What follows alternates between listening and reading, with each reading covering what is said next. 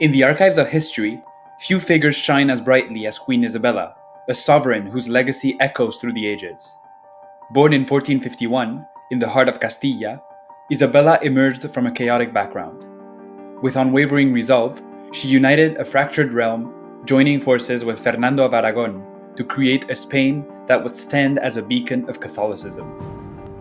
Among other things, the discovery of America, the Spanish Inquisition, and the final expulsion of the Muslims from Spain after an 800-year occupation were all made possible by her tremendous influence. Over a period of 30 years, she ruled with a will of iron and transformed the broken, corrupt, and crime-ridden kingdom into a world power, bringing about Spain's golden age.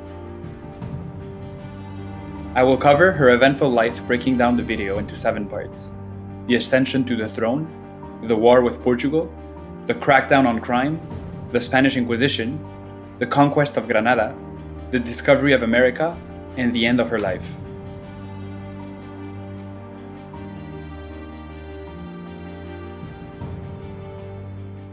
Not much is known about Isabella's early life, for the simple reason she was never supposed to be queen. Her older brother was the king, Enrique IV, and if he died, then her younger brother Alfonso was going to succeed. Because of this, Isabella grew up away from the court with her younger brother in a modest town, which served her well since the court in Castilla was a center of decadence and debauchery. Despite this, she received a very good education, reading many books and being raised by good teachers, who made her appreciate the history of Castilla. She was very pious from an early age. In fact, we are told by chroniclers that Isabella during her whole reign was in the habit every day of saying all the canonical hours, like a priest or a nun, as well as attended Mass daily. In 1466, when Isabella was 14 years old, she heard that she was offered in marriage to a man called Pedro Girón. This man was the brother of one of the highest-ranking nobles of Castilla, the Marquis of Villena, and a known crook, who out of ambition had driven Castilla to a state of anarchy. What's more, the man that Isabella was supposed to marry was 53-year-old celibate monk and already had 3 bastard sons.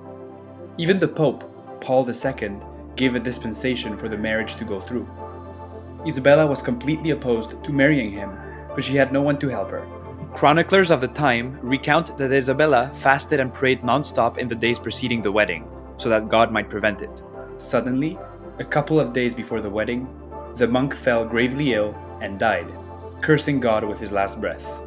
He showed his true colors when, before dying, he refused to receive the sacraments or say any Christian prayers. Although it was the custom that the marriage of a princess would be arranged, Isabella made it clear that she wanted to choose who she would marry. When she was 18, she set her mind to Fernando, the Prince of Aragon.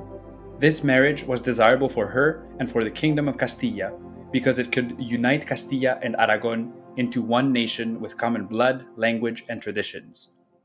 However, Villena, the brother of the monk Isabella was supposed to marry, who profited off the weakness of the kingdom, feared such a powerful coalition, and he convinced the king, Isabella's older brother, that this marriage was inadequate, forbidding Isabella from marrying Fernando.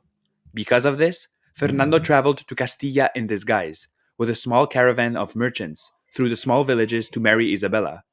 After a long trip, Fernando finally arrived at Valladolid. Shortly after, they both got married. Villena and the king were furious at the news, and they wrote to Isabella that having disobeyed orders, she would be treated as a rebel. This rift pitted the nobles into 2 camps, those who supported the king and those who were with Isabella. This conflict was turning very ugly, but in 1474, Villena, who was old, and the king, who was sick, both died. Isabella's younger brother, Alfonso, had also died a few years prior. This meant Isabella had a legitimate right to the throne. Before anyone could say anything about the succession, she announced the day that the king died that she was to be crowned the next day. The coronation took place in Segovia in 1474. She had inherited a kingdom that was full of crime, anarchy, and corruption.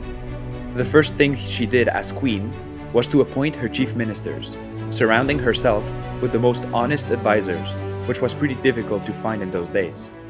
Villena's son and Archbishop Carrillo, the highest-ranking bishop in Spain who was also corrupt, felt left out by this new government and feared that their days of unending wealth and power were numbered. To put an end to this, they went to the King of Portugal asking him to invade Castilla with their help. Not even 2 months into her reign, Isabella had to deal with her first major challenge, an invasion from the Portuguese and the most corrupt nobles of Castilla, while she barely had 500 troops.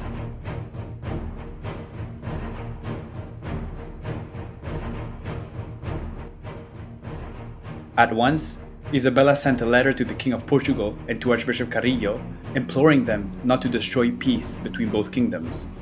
They ignored her. She had no other choice than to prepare for war.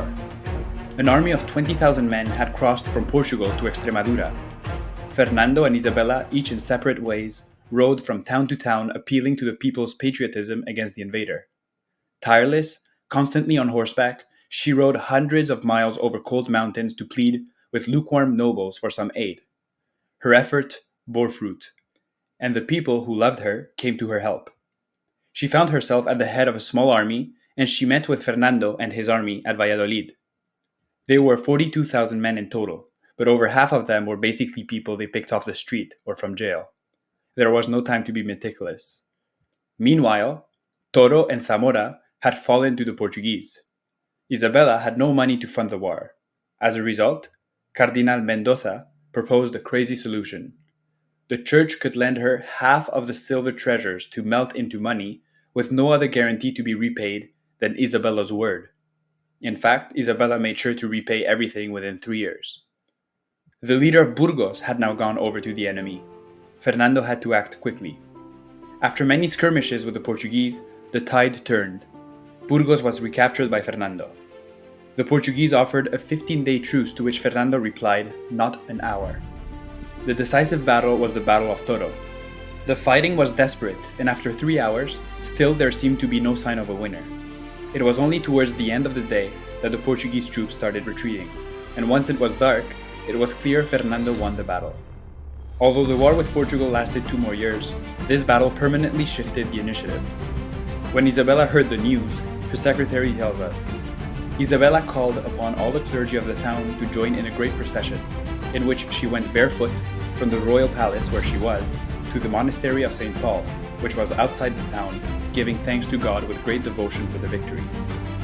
Now that she had overcome this challenge, she could focus on a new mission. As she wrote to the city of Sevilla at this time, she was ready to bring these our kingdoms to peace and justice, rewarding the good and castigating the bad.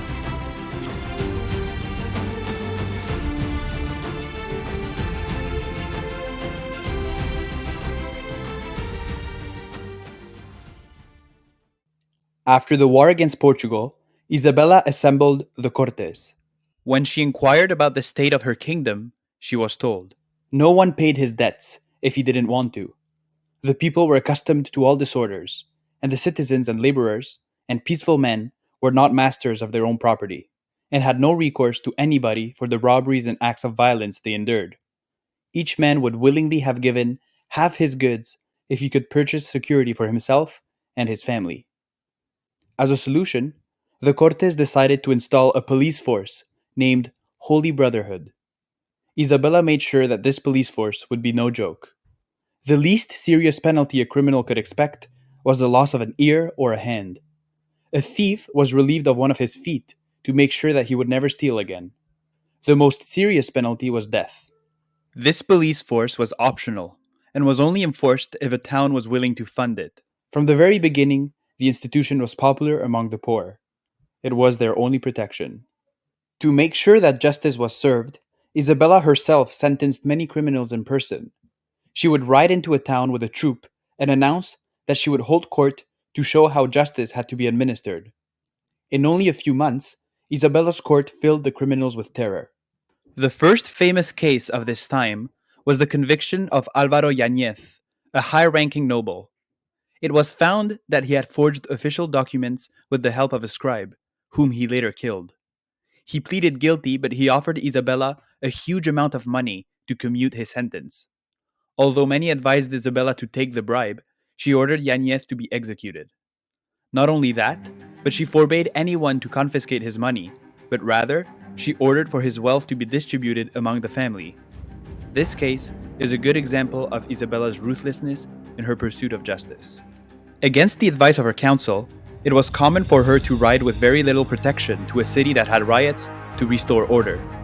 In Segovia, Isabella faced an entire mob, demanding for their allegiance. Her reputation was such that cities did not dare defy her authority anymore. There were even instances where Isabella would ride towards a castle that was occupied by notorious robbers and demand for them to return the goods they stole and hand over the castle. At Madrilego, she actually pointed her artillery towards the castle and completely destroyed it. In Galicia, she got 46 castles destroyed, causing 1,500 criminals to flee the region. After cleaning up much of the old kingdom of Castilla and León, Isabella rode south towards Andalusia.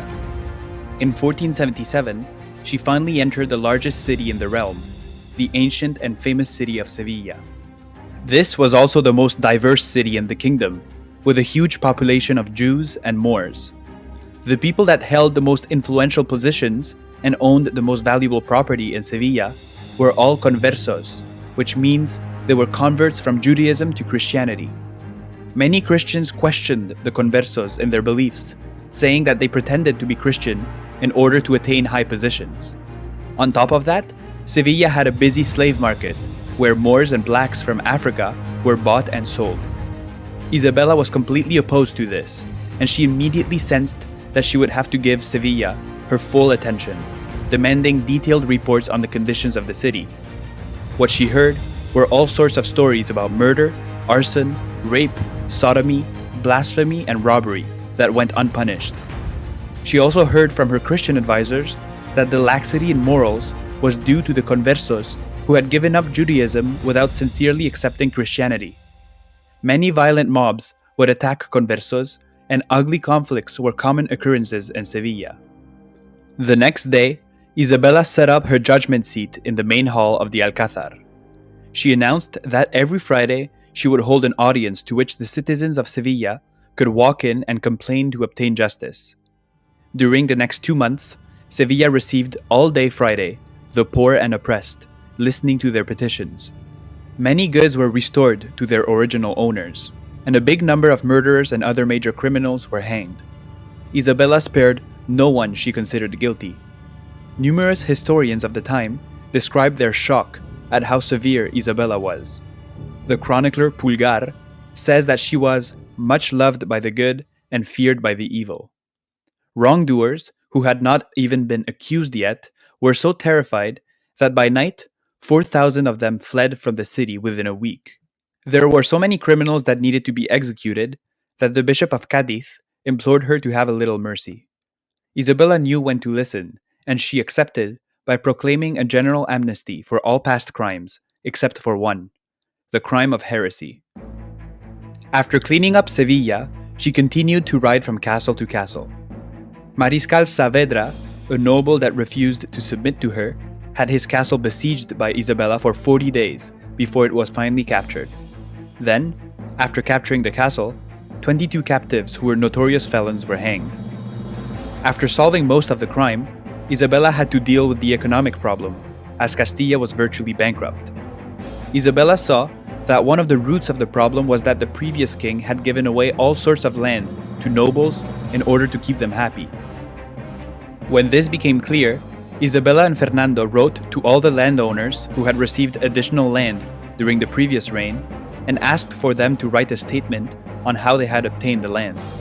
Then, a commission decided whether the noble got to keep his lands or not. Almost all the nobles lost some land. The only places that were exempt from this redistribution were lands owned by the church. Since the currency in Castilla was worthless, Isabella fixed its value in terms of gold. There were so many mints in the kingdom making money that it was basically legalized counterfeiting. This was equivalent to current governments printing unlimited amounts of money, causing inflation. To fix this, Isabella shut down almost all of the mints, going from 150 to a tightly supervised 5. Meanwhile, in Sevilla, the Bishop of Cadiz reported to Isabella that there were an alarming number of heretics in the city who did not believe in Christianity. Cardinal Mendoza suggested to Isabella that it was unjust to punish conversos for heresy because many of them had not been taught the Christian faith properly, and he proposed to write a catechism and have it taught in all the churches of Sevilla and other public spaces. However, in 1478, the situation became urgent. The Muslims of Granada invaded Murcia with 4,000 cavalry and 30,000 infantry, killing or capturing all the inhabitants of Fiefa and destroying crops and cattle. It was clear for Isabella that she had to end the war with the Muslims once and for all, but she could not do so if her own kingdom had no religious unity. In fact, historically, the Jews many times allied themselves with the Muslims against the Christians. Isabella was about to enter the dawn of a new chapter, overseeing the rise of one of the most infamous and consequential institutions in Spanish and Catholic history, the Spanish Inquisition.